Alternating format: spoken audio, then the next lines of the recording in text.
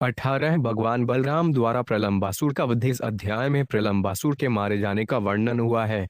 वृंदावन में आनंद में क्रीड़ा करते समय भगवान बलदेव प्रलंबासुर के कंधों पर चढ़ गए और उसके सिर पर मुक्टिक प्रहार करके उसका अंत कर दिया।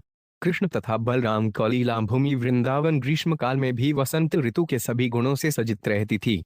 उस समय बलराम तथा अन्य ग्वालों से घिरकर श्री कृष्ण नाना प्रकार को क्रीड़ाओं में मग्न हो जाते थे। एक दिन वे जी भर कर नाच रहे थे, गा रहे थे तथा खेल रहे थे। तभी प्रलंब नामक असुर ग्वाल बाल का वेश बनाकर उनके बीच में घुस आया। सर्वज्ञ श्री कृष्ण ने उस वेश में उसे पहचान लिया और कैसे उसे मारा जाए इसकी योजना बनाते हुए भी उसके साथ मित्र जैसा बर्ताव करते रहे। तब कृष्ण ने बलदेव तथा अपने तरुण मित्रों से कहा कि वे पारस्परिक विरोधी टोलियों में बंटकर कोई खेल खेलें।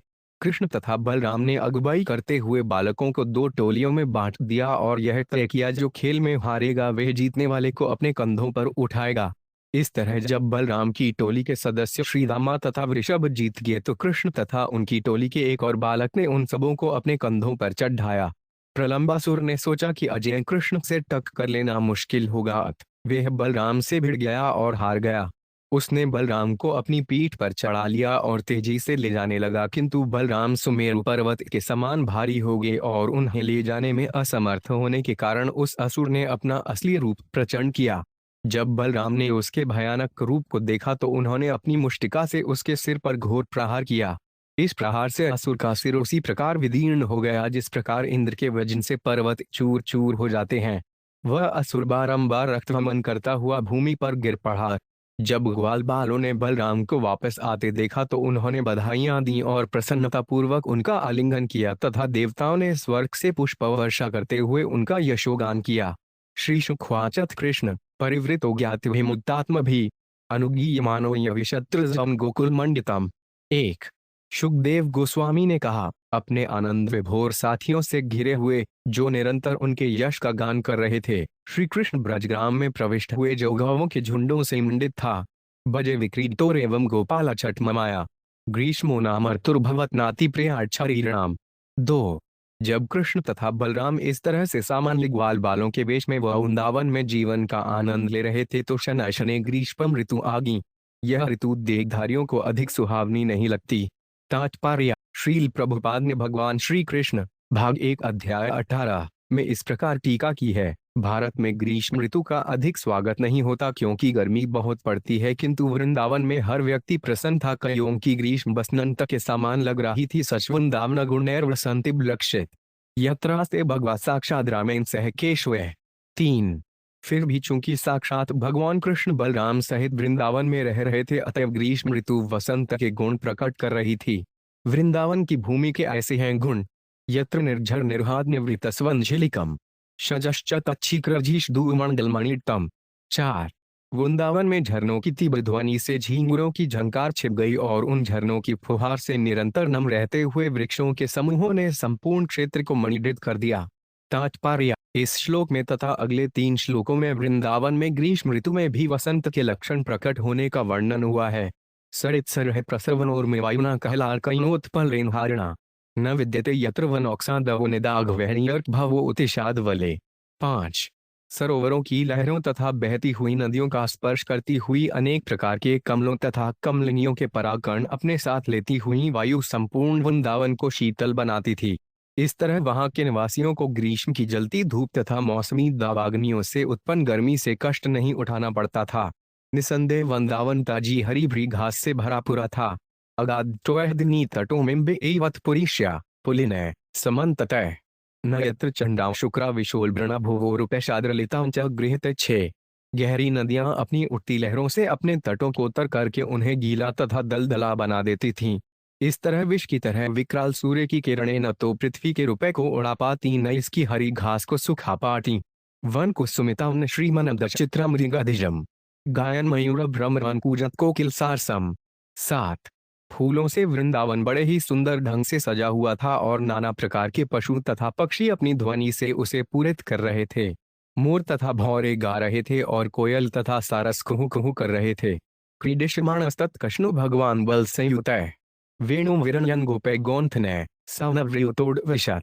8 क्रीड़ा करने की इच्छा से पूर्ण पुरुषोत्तम भगवान कृष्ण ग्वाल बालों भगवान बलराम सहित तथा गौओं से घिरकर अपनी बांसुरी बजाते हुए वृंदावन के जंगल में प्रविष्ट हुए।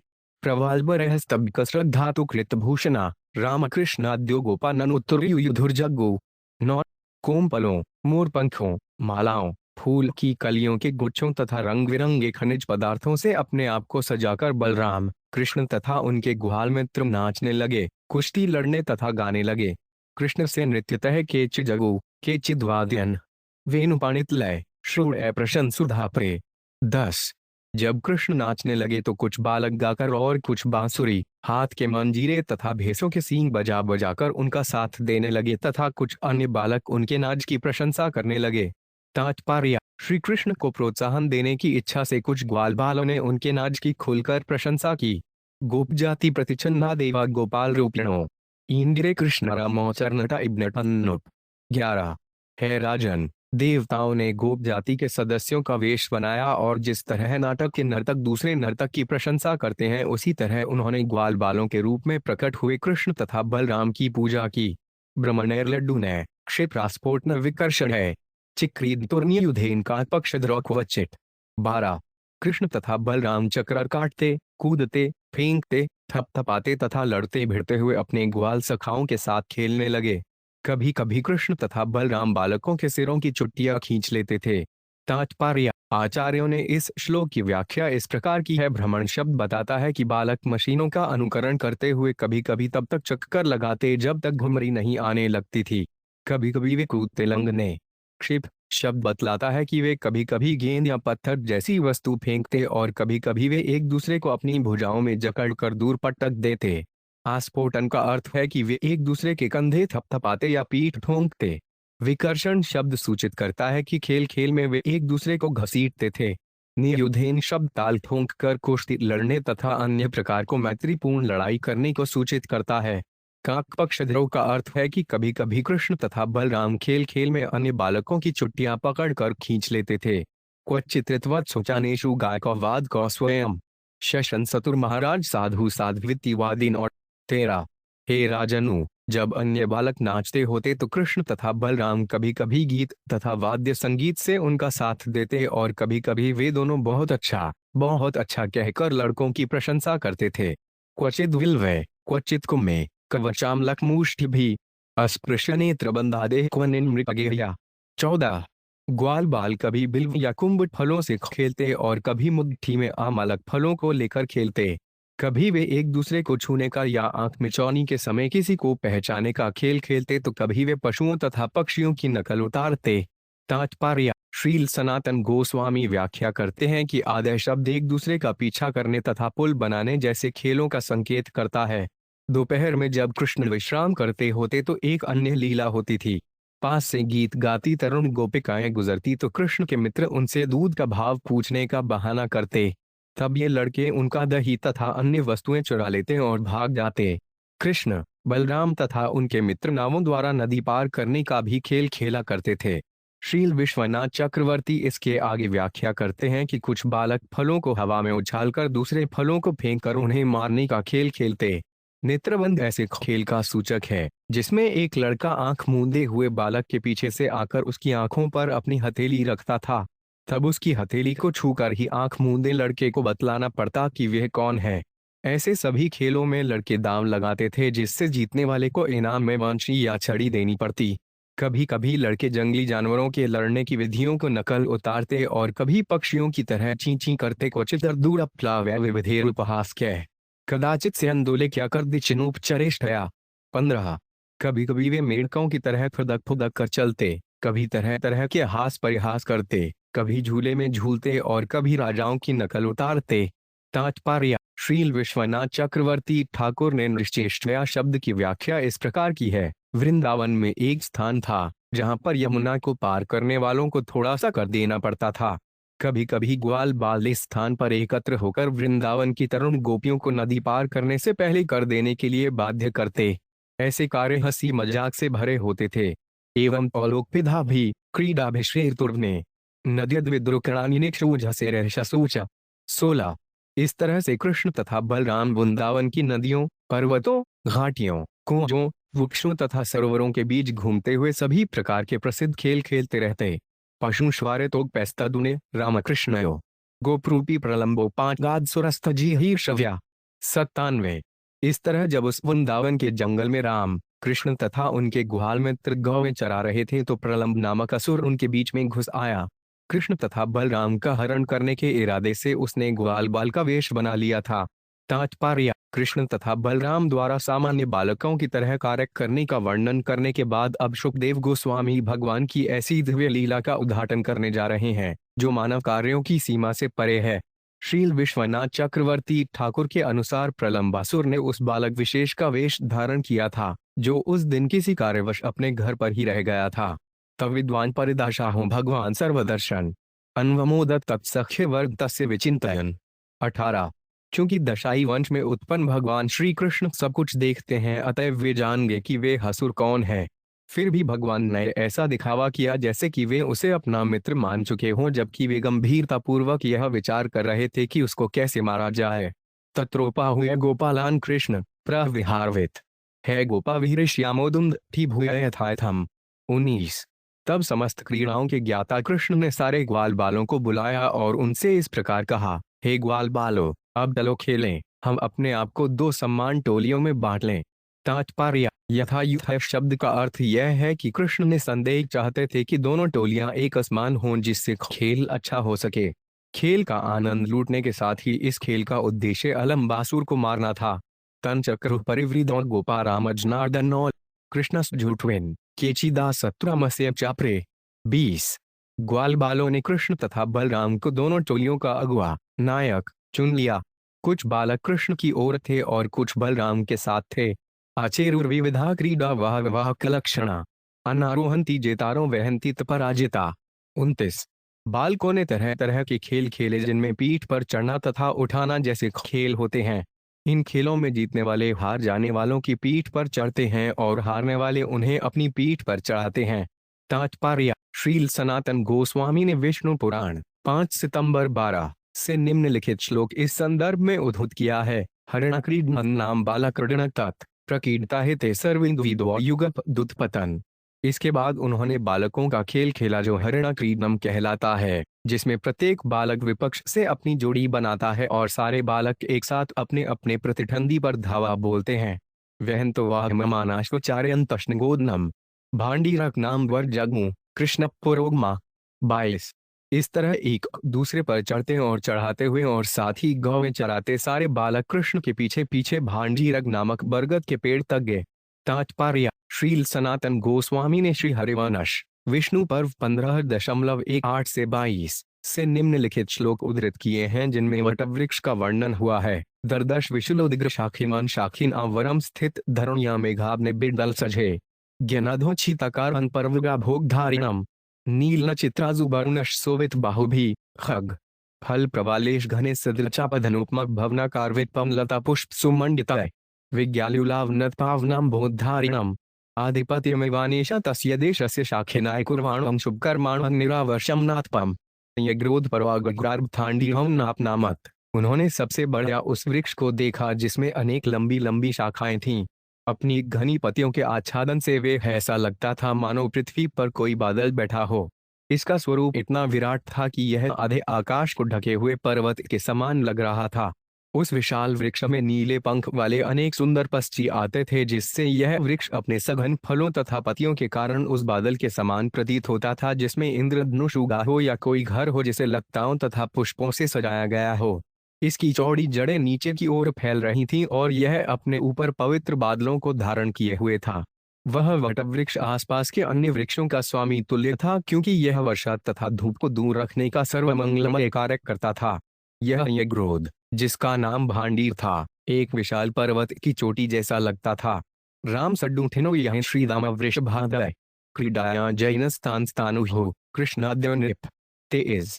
है राजा परीक्षित, जब इन खेलों में भगवान बलराम की टोली के श्रीदामा वृषभ तथा अन्य सदस्य विजयी होते तो कृष्ण तथा उनके साथियों को उन सबों को अपने ऊपर चढ़ाना पड़ता था।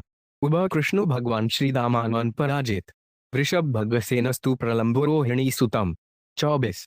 हारकर भगवान श्री कृष्ण ने श्रीदामा को अपने ऊपर चढ़ा लिया। भगसेन ने वृषभ को तथा प्रलंब ने रोहिणी पुत्र बलराम को चढ़ा लिया।